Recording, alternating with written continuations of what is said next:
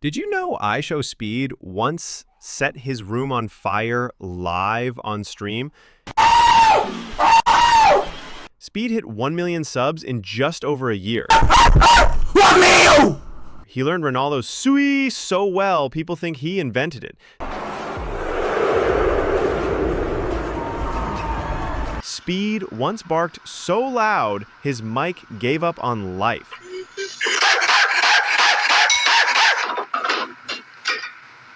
He played a horror game, screamed like he saw a ghost. Who is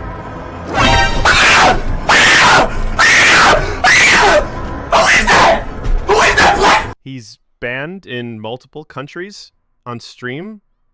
Like, how fast do you have to be to get kicked out of the internet? Everybody say.